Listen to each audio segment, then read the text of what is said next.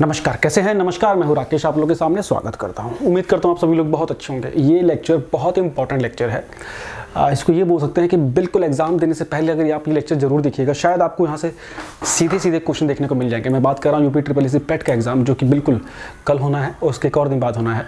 और मैंने कई सारे करंट अफेयर के लेक्चर कराए थे। यूपी ट्रिपल एससी पेट का जो हमारा नया चैनल है एम कीर्ति, उस पर हमारे कई सारे करंट के क्वेश्चन हैं, कई सारे करंट के लेक्चर, करीब 6-7 घंटे का करंट है टोटल, और लगभग वहाँ से करंट आना चाहिए। जनवरी से लेकर सितंबर तक करंट आप लोगों ने किए थे। आज ये लास्ट लेक्चर है, इसलिए मैं अपने सारे मेन चैनल पे डाल रहा हूँ। ए विद राकेश पे भी आपको देखने को मिलेगा, एम कीर्ति पे भी देखने को मिलेगा। और इसको चलते चलते बिल्कुल मतलब बस देख लीजिएगा, आपको ब्रशअप कर लीजिएगा। ये कुछ की करंट ऐसे हैं जो मैं तेज़ी से इसे बोलूँगा और लिखता रहूँगा, और आप लोग सीधे सीधे इसको कम समय में बस कान में ऑडियो लगा के, लीड लगा के भी इसको काम चला सकते हो। ठीक है, जैसे पहला क्वेश्चन अगर हम देखने की कोशिश करें, पहला क्वेश्चन तो खैर मैंने लिख दिया था। ये इंपॉर्टेंट इंडेक्स है, ये विश्व प्रतिस्पर्धा सूचकांक, वर्ल्ड कॉम्पिटिटिवनेस इंडेक्स।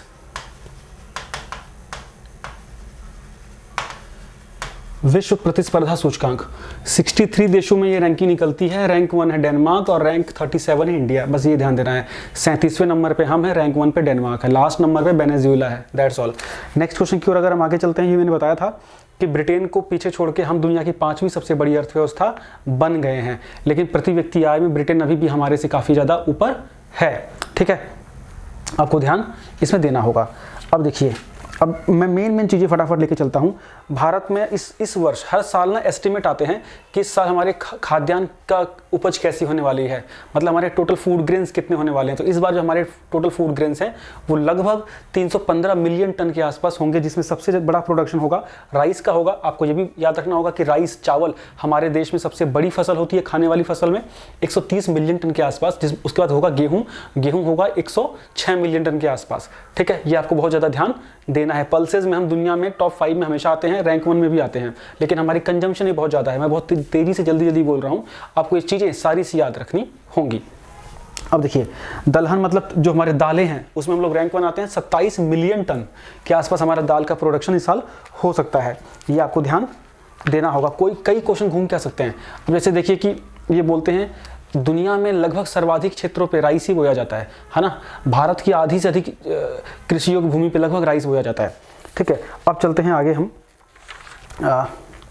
विदेशों से पैसा भेजने पे, मतलब विदेशों से मनी ऑर्डर भेजने पे रैंक 1 कौन सा देश है, मतलब विदेशों से किस देश में सबसे ज़्यादा पैसा भेजते हैं, तो उसमें रैंक 1 है इंडिया, है ना। विदेशों से मनी ऑर्डर या विदेशों से पैसा भेजने में रैंक 1 पे कौन है? इंडिया, भारत। इस चीज़ को आपको ध्यान देना है। सबसे ज़्यादा पैसा इंडिया, फिर चाइना आता है। नेक्स्ट है, किसने कहा है कि 2029 तक भारत दुनिया की तीसरी सबसे बड़ी अर्थव्यवस्था हो जाएगा? और ये बोला है स्टेट बैंक ऑफ इंडिया ने। बहुत इंपॉर्टेंट, ये खैर नहीं है। नेक्स्ट क्वेश्चन, JNPT जो बंदरगाह है, जवाहरलाल नेहरू पोर्ट ट्रस्ट मुंबई में, ये देश का पहला बंदरगाह बना जो 100% लैंडलॉर्ड मॉडल वाला पोर्ट बना है। ये लैंडलॉर्ड, बस याद रखने हैं।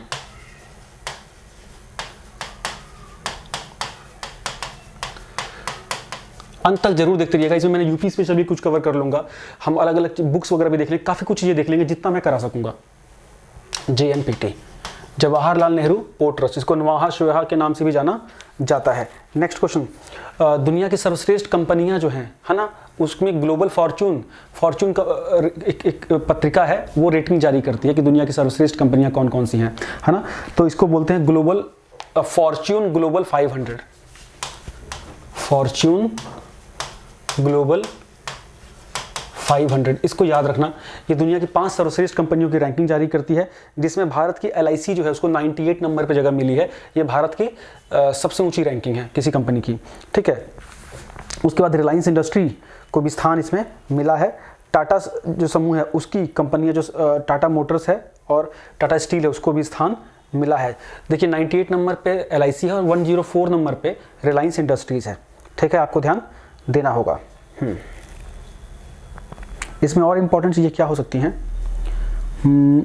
इंडियन ऑयल 142वें नंबर पे, ONGC 190वें नंबर पे, टाटा मोटर्स 370वें नंबर पे, टाटा स्टील 435 पे, राजेश एक्सपोर्ट 437 पे, टाटा स्टील 435 पे था, राजेश एक्सपोर्ट जो कंपनी है वो 437 पे, SBI 236वें स्थान पे से, हाँ SBI जो है वो 236 नंबर पे है और BPCL 295 नंबर पे है। इन सबको प्लीज़ ध्यान दीजिएगा, LIC पे क्वेश्चन और RIL पे क्वेश्चन ज़्यादा आ सकता है।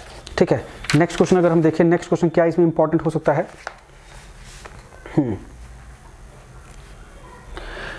SBI की पहली शाखा, पहली ऐसी ब्रांच जो सिर्फ स्टार्टअप के लिए ही डेडिकेटेड है, वो कहाँ खोली गई है? बेंगलोर में खोली गई है। तो बेंगलोर में याद रखना कि बेंगलोर में स्टार्टअप का हब माना जाता है ना। सबसे ज़्यादा स्टार्टअप वैसे दिल्ली में है रजिस्टर्ड के हिसाब से, लेकिन बेंगलोर जो है स्टार्टअप हब है इंडिया का। ठीक, नेक्स्ट प्रतिस्पर्धा सूचकांक मैंने बताई दिया आप लोगों को।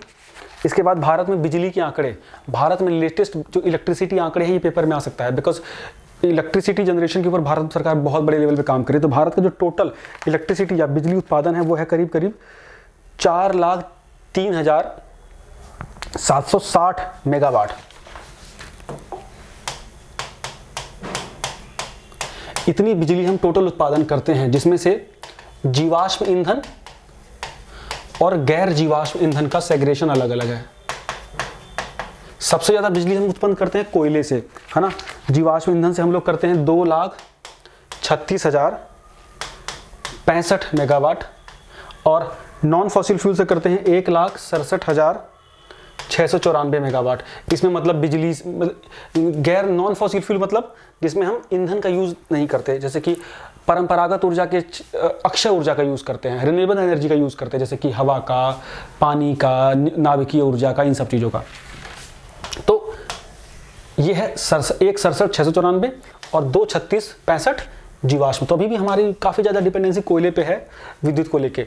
अब इसमें आता है कि सबसे कम ऊर्जा हम किससे जनरेट करते हैं, वो हम करते हैं न्यूक्लियर एनर्जी से, 6700 मेगावाट के आसपास। ठीक है, अब इस सोलर एनर्जी के ऊपर हम लोग का बहुत बड़ा वो लगा हुआ है, बहुत बड़ा भारत सरकार की बेट की तरफ से लगी हुई है, लगातार प्रमोट कर रही है इसको।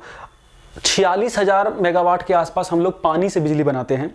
ठीक है, उसके बाद आप लोग सौर ऊर्जा 57,706 मेगावाट के आसपास बनाते हैं हम लोग। 57,706 बहुत इंपॉर्टेंट है सोलर एनर्जी का कंसेप्ट। ठीक, बायोमास से हम करीब करीब 10,000 के आसपास बिजली बनाते हैं, मेगावाट के आसपास। लघु जल जो छोटे छोटे हाइड्रो पावर प्रोजेक्ट हैं उनसे हम करीब 5,000 मेगावाट के आसपास बिजली उत्पन्न करते हैं। तो ये आपको थोड़ा सा फिगर दिमाग में बैठा के रखना होगा थोड़ा थोड़ा।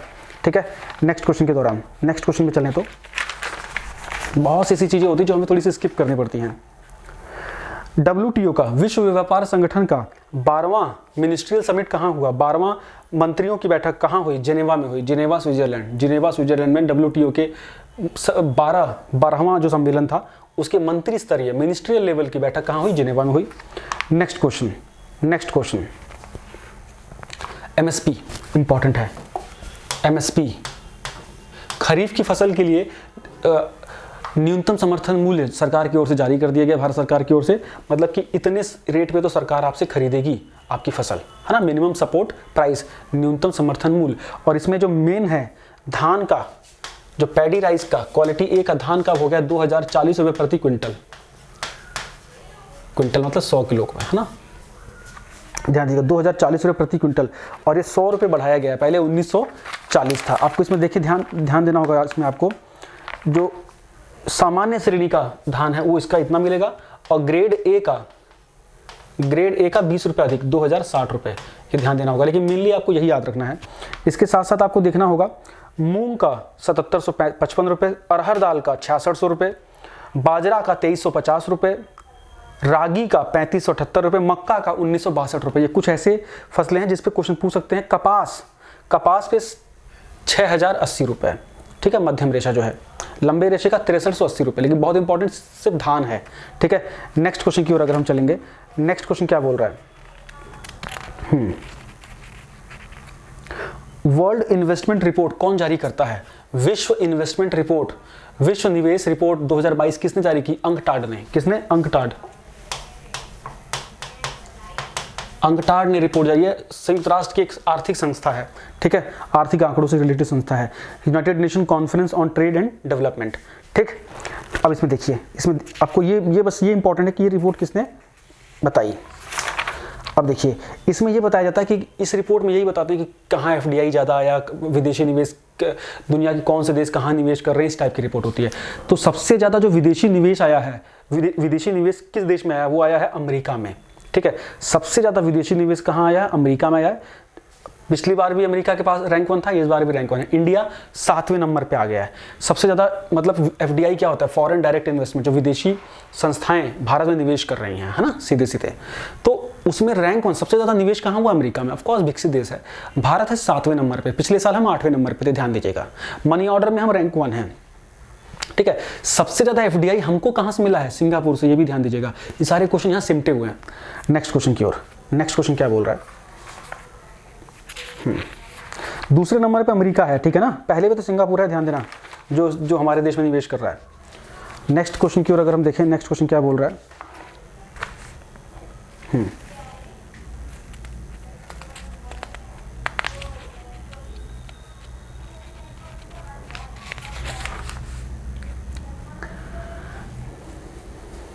भारत की पहली कंपनी जो 100 अरब डॉलर से अधिक का रेवेन्यू जिसने कलेक्ट किया है, भारत की पहली कंपनी जिसका वार्षिक रेवेन्यू $100 बिलियन से अधिक हो चुका है, $100 बिलियन से अधिक राजस्व कमाने वाली कंपनी कौन सी है, RIL, Reliance industries limited, Mukesh Ambani की।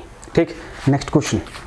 इसी ये रिलायंस में खास 3 बड़े बिजनेस करती है। एक तो रिफाइनरी का, पेट्रोलियम रिफाइनरी, दूसरा ये लोग काम करते हैं रिटेल का, जो आप लोग रिलायंस स्मार्ट वगैरह देखते हैं। तीसरा ये लोग जियो मोबाइल का। ठीक, नेक्स्ट क्वेश्चन की ओर अगर हम देखें, हाँ, फोर्ब्स की सूची आई है कि कौन सा एथलीट कितना कमाता है। तो दुनिया में सबसे ज्यादा पैसा कमाने वाला एथलीट मतलब खिलाड़ी कौन है, रैंक 1 है लियोनेल मेसी, फुटबॉल खिलाड़ी मेसी, ध्यान देना। दुनिया में सबसे ज्यादा पैसा कमाने, हाईएस्ट पेड एथलीट हैं लियोनेल मेसी, अर्जेंटीना के फुटबॉलर हैं, बहुत बड़े। तीसरे नंबर पे क्रिस्टियानो रोनाल्डो हैं, दूसरे नंबर पे लेब्रोन जेम्स बास्केटबॉल प्लेयर हैं। भारत इस रैंकिंग में, इस पूरे लिस्ट में भारत के एकमात्र खिलाड़ी हैं विराट कोहली। ठीक है, एकमात्र खिलाड़ी विराट कोहली, जिनकी सालाना आय है 262 करोड़।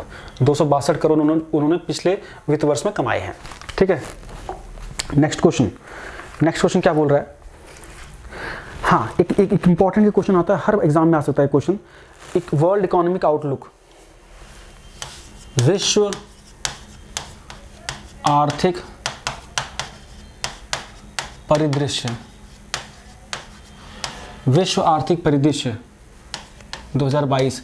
ये पुस्तक पहली बार कौन छापता है, IMF छापती है, इंटरनेशनल मॉनेटरी फंड, अंतर्राष्ट्रीय मुद्रा कोष। ये संस्था हर साल छापती है और इसमें वही बताया जाता है विश्व की इस पर GDP ग्रोथ वगैरह कैसी रहेगी। तो इन्होंने बोला है कि जो पूरे वर्ल्ड की जो ग्रोथ है वो होगी लगभग 3.6% के आसपास। 3.6% के आसपास की गति से पूरी दुनिया अपने बिजनेस को, अर्थव्यवस्था को ग्रो करेगी। इंडिया की GDP इन्होंने 2022 के लिए बोली है 8.2% और 23 के लिए बोली है 6.9%। ध्यान दीजिएगा प्लीज।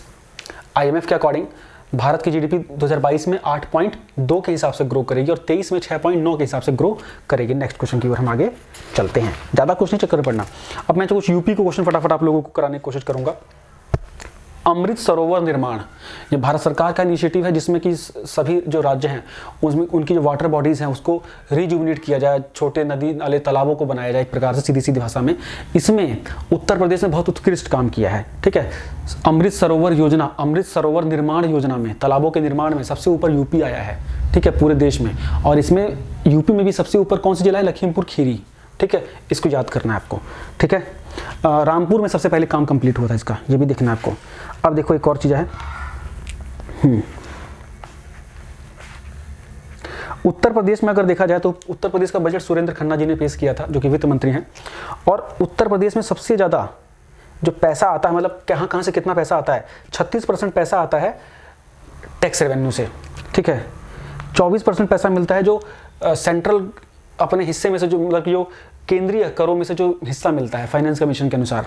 ठीक है, उसके बाद पब्लिक डेप्थ जो है, लोक ऋण है, वो 13% के आसपास है। सरकार से ग्रांट मिलती है करीब 17% के आसपास। ठीक है, इतना लगभग हमारा मोटी चीज़ है। अब इसमें हमें देखना होगा कि कितने करोड़ का बजट था। 6,15,000 करोड़ के आसपास का हमारा बजट था यूपी का पूरा, 6,15,000 करोड़ के आसपास का बजट। ठीक, मेन चीज़ें बस ध्यान दीजिएगा। और इसमें 39,000 करोड़ के आसपास की घोषणाएं की गई हैं योजनाओं की। जो लोगों के वेलफेयर के लिए। तो लगभग 39 से 40 हज़ार करोड़ के आसपास की योजनाएं होंगी, ठीक है। अच्छा, इसमें और मैं मेन चीज़ बताना चाहता हूँ, देखो क्या क्या है। प्रदेश की अर्थव्यवस्था को कितने ट्रिलियन डॉलर बनाने का लक्ष्य रखा गया है? 1 ट्रिलियन डॉलर की अर्थव्यवस्था उत्तर प्रदेश सरकार, अपनी उत्तर प्रदेश की अर्थव्यवस्था को 1 ट्रिलियन डॉलर पर ले जाने का लक्ष्य सरकार ने रखा हुआ है। क्वेश्चन ऐसे भी हो सकता है कि देश में सबसे बड़ी जीडीपी किसकी है? वो है महाराष्ट्र की, फिर उत्तर प्रदेश की, ठीक। चलो, अच्छा, एक इसमें कुछ पॉइंट्स हैं। प्रधानमंत्री उज्ज्वला योजना के तहत 1.67 करोड़, वो 1.67 करोड़ है ना, सिलेंडर बांटे गए, ठीक। अब दूसरा,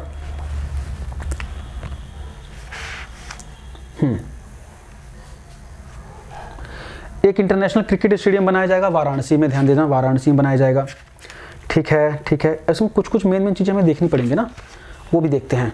उत्तर प्रदेश सरकार ने इलेक्ट्रिक व्हीकल नीति जारी कर दी है 2022 से 2027 तक। 5 साल की इलेक्ट्रिक व्हीकल, मतलब जो बैटरी से चलने वाली जो गाड़ियां हैं उसके ऊपर अपनी पहली नीति जारी की है, 2022 से 2027 की है वो, ठीक है। इसके अंतर्गत ये लोग ना 1 लाख रुपए की सब्सिडी देंगे, पेपर में आया था, ध्यान देना इस चीज़ को। जो कोई खरीदेगा ना उसको 1 लाख की सब्सिडी मिलेगी। शहरी और ग्रामीण क्षेत्रों में जो पब्लिक ट्रांसपोर्टेशन है उसमें ईवी का प्रयोग बढ़ाया जाएगा। एक्सप्रेस वे पे 25 किलोमीटर के अंतराल पे चार्जिंग पॉइंट लगाए जाएंगे। शहरों में parking, metro station, bus stand, petrol pump, सरकारी भवनों, वाणिज्यिक मतलब कमर्शियल भवनों पर चार्जिंग पॉइंट बनाए जाएंगे। ये हो गया। 20% सब्सिडी सरकार देगी। अच्छा, सरकारी कर्मचारियों को ई व्हीकल खरीदने के लिए प्रोत्साहित किया जाएगा और व्हीकल एडवांस भी दिया जाएगा।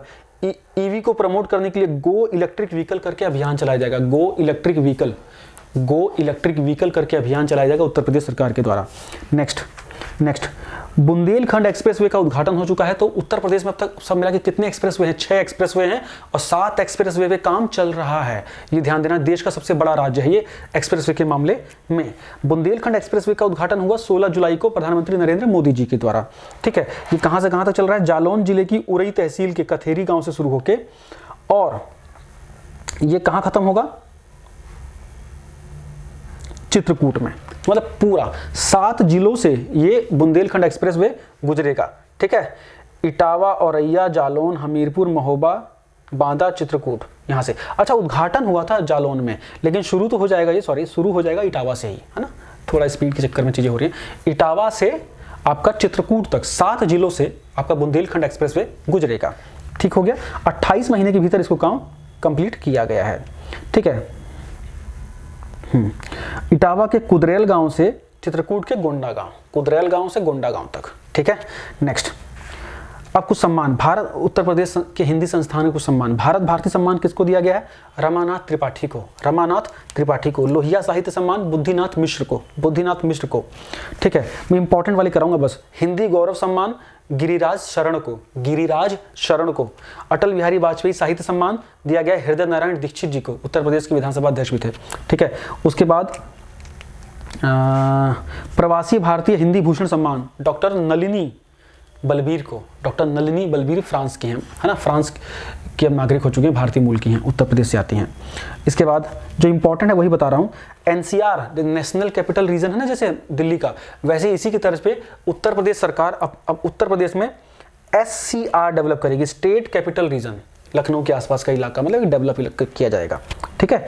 अब देखिए, और इसमें कौन कौन से जिले शामिल किए जाएंगे? लखनऊ, उन्नाव, रायबरेली, कानपुर नगर, कानपुर देहात, सीतापुर और बाराबंकी। और इसके पूरे इर्द गिर्द में हाईटेक टाउनशिप डेवलप की जाएगी NCR की तरह, ठीक है। ये आपको ध्यान देना है, ये 7 जो जिले हैं आपको ध्यान देना है। फिर से बोल दूं, लखनऊ, उन्नाव, रायबरेली, कानपुर देहात, सीतापुर और बाराबंकी। अब देखो, उत्तर प्रदेश में 6 नए नगर पंचायतों का निर्माण हुआ है ना, और 7 नगर निकायों का निर्माण नगर निगमों का हुआ है। अब कहाँ पे हुआ है? 17 सितंबर को यह मंजूरी मिली थी। संत कबीर नगर की धर्म सिंघवा, बहराइच की रुपईडीहा, देवरिया की मदनपुर, भलुवनी की नगर पंचायत, फर्रुखाबाद की खिमसेपुर और रायबरेली की शिवगढ़। यहाँ पे अब नगर पंचायतें स्थापित हुई हैं। तो 6 नगर पंचायत स्थापित हुई हैं, ठीक है। बस ये बहुत इंपॉर्टेंट मुझे लग नहीं रहा है। अच्छा, एक और योजना शुरू की गई है 6 सितंबर को, कीट और रोग नियंत्रण योजना, ठीक है। कीट और रोग नियंत्रण योजना, इसके तहत सरकार अगले 5 सालों में 192 करोड़ रुपए खर्च करेगी, किसानों को रासायनिक और जैविक कीट प्रदान करेगी और अनुदान के रूप में, है ना, सब्सिडी के साथ प्रदान करेगी। मुख्य लक्ष्य है फसलों को बीमारी से बचाना। अच्छा, लंपी डिजीज पे ध्यान देना, गायों संबंधी रोग है ना, इस चीज को ध्यान देना, पेपर में आ सकता है। उत्तर प्रदेश में देश की पहली एजुकेशन टाउनशिप बनेगी भाई। उत्तर प्रदेश में अमेरिका की तरह देश की पहली एजुकेशन टाउनशिप बनेगी और इसमें 5 ऐसी टाउनशिप बनेंगी उत्तर प्रदेश में, लक्ष्य रखा गया है, ठीक है ना। 5 ऐसे शहर डेवलप करे जाएंगे जो एजुकेशन हब के रूप में जाने जाएंगे, जैसे नोएडा भी आप देख सकते हैं, बहुत बड़ा एजुकेशन हब के रूप में जाना उसको जाता है। अच्छा, देश में पहली नाइट सफारी कहाँ खोली गई है? लखनऊ में, ध्यान देना। देश में पहली नाइट सफारी और जैव विविधता पार्क कहाँ खोला गया है? लखनऊ, लखनऊ, लखनऊ। ये क्वेश्चन बहुत प्रोमिनेंट है आने के लिए। नेक्स्ट क्वेश्चन की ओर अगर आप देखेंगे तो यूपी जो सरकार है वो यूपी परिवार कल्याण कार्ड शुरू करेगी, है ना। मतलब हर परिवार का एक कार्ड होगा और उसमें हर परिवार से एक नौकरी दी जाए, इस प्रकार का डाटा तैयार किया जाएगा। तो यूपी परिवार कल्याण कार्ड, ये ध्यान दीजिएगा, है ना। केंद्र सरकार की मदद ली जाएगी इसमें। हाँ, केंद्र सरकार का जो प्रौद्योगिकी मंत्रालय है, इंफॉर्मेशन टेक्नोलॉजी मंत्रालय, उसका मदद लिया जाएगा और उत्तर प्रदेश में हर परिवार का एक कल्याण कार्ड डेवलप किया जाएगा। इससे हर परिवार तक योजनाएं सही से पहुंच पाएं, ये निर्धारित किया जाएगा, ठीक है। तो जैसा मैंने बताया था कि 6 हमारे एक्सप्रेसवे बन चुके हैं, 7 पे काम हो रहा है और 6 प्रस्तावित हैं।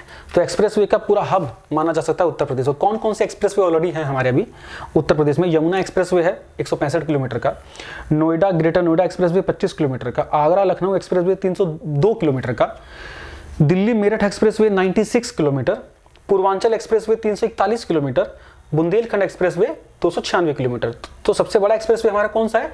341 किलोमीटर पूर्वांचल एक्सप्रेसवे अभी तक। अब जिसपे काम हो रहा है गोरखपुर लिंक एक्सप्रेसवे 91 किलोमीटर का होगा वो।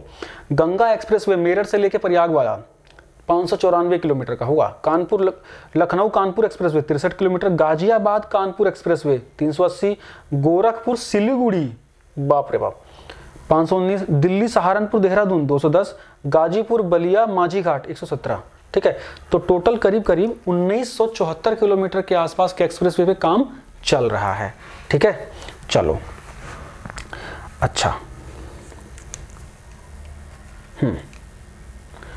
भरतौल उत्तर प्रदेश का पहला गांव जहां हर घर आरओ पानी की आपूर्ति सुनिश्चित की गई है। उत्तर प्रदेश का जो बरेली जिला है, बरेली, वहां के गांव है भरतौल, वहां पे पूरा गांव आरओ से युक्त पानी ही लेता है, ठीक है। अच्छा, ई पेंशन पोर्टल खोला गया है उत्तर प्रदेश के जो कर्मचारी हैं उनके पेंशन संबंधी ग्रीवेंसेस के लिए, ठीक है, आपको ध्यान देना होगा। काला नमक चावल को बढ़ावा देने के लिए इसको लोक प्रशासन में प्रधानमंत्री पुरस्कार मिला है उत्तर प्रदेश को। काला नमक वैरायटी का जो राइस है उसके डेवलपमेंट में, उसके विकास में बहुत उत्कृष्ट कार्य के लिए प्रधानमंत्री पुरस्कार इसको दिया गया है लोक प्रशासन के क्षेत्र में, ठीक है। ये हो गया। अब अगले क्वेश्चन की ओर अगर हम जाएं,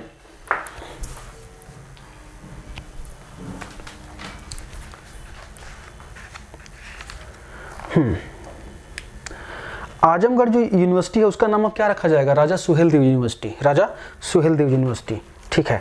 जल शक्ति मंत्रालय द्वारा किस दिशा में उल्लेखनीय प्रयास के लिए उत्तर प्रदेश को रैंक 1 दिया गया है? जल शक्ति के लिए, वाटर कंजर्वेशन में, जल संरक्षण के क्षेत्र में उत्तर प्रदेश को रैंक 1 अवार्ड मिला है भारत सरकार के जल शक्ति मंत्रालय के द्वारा, ठीक है। किस लोक गायिका को लोक निर्मला सम्मान 2022 से सम्मानित किया गया है? लोक निर्मला सम्मान 2022 से सम्मानित किया गया है शारदा सिन्हा को। किसको? शारदा सिन्हा को, ठीक है। नेक्स्ट एक क्वेश्चन है, एक अभियान है दस्तक अभियान, उत्तर प्रदेश में चलाया जा रहा है। किसके लिए?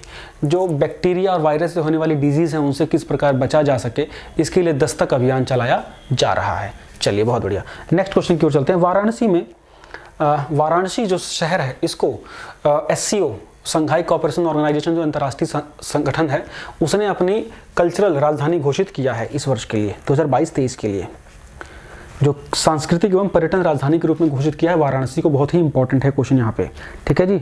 अगला क्वेश्चन अगर देखें, नागालैंड को दूसरा रेलवे स्टेशन मिला है 119 साल में। 1903 में उनका पहला स्टेशन जहाँ रेल पहुंची थी वो था दीमापुर। अब उसके बाद अब दूसरा स्टेशन बना है सोखुबी, शलगम वाला शोखुबी, ठीक है, ध्यान देना है आपको, ठीक। नेक्स्ट, दासपारा, त्रिपुरा में एक जगह है दासपारा, गांव है दासपारा, जो कि देश का पहला बायो विलेज, देश का पहला जैविक गांव घोषित किया गया है।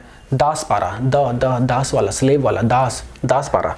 नेक्स्ट क्वेश्चन की ओर अगर हम चले, नेक्स्ट क्वेश्चन क्या बोला? मिखाइल गोर्बाचोव का निधन हुआ। रूस के पूर्व राष्ट्रपति यूएसएसआर के, जिनका निधन हो गया था, उन्हीं के काल में शीत युद्ध का अंत हुआ और यूएसएसआर का विघटन हुआ था, है ना, 18 अलग अलग टुकड़ों में। नेक्स्ट रुचिरा कंबोज। रुचिरा कंबोज भारतीय प्रशासनिक सेवा की आईएएस ऑफिसर हैं, 1987 बैच की, और वो न्यूयॉर्क स्थित संयुक्त राष्ट्र मुख्यालय यूनाइटेड नेशन हेडक्वार्टर में भारत की पहली स्थायी महिला दूत बनी हैं, पहली विमेन एम्बेसडर बनी हैं। ठीक है जी, इंपॉर्टेंट है, ये इंपॉर्टेंट है बहुत ज़्यादा। प्रियांक मोहिते, महाराष्ट्र के हैं प्रियांक मोहिते, इन्होंने दुनिया की 5 जो चोटियां हैं उसको विजिट कर लिया है। नेक्स्ट केवी सुब्रमण्यम, ये भारत के पूर्व आर्थिक सलाहकार थे, मुख्य आर्थिक सलाहकार थे भारत सरकार के, है ना। इनको अभी हाल ही में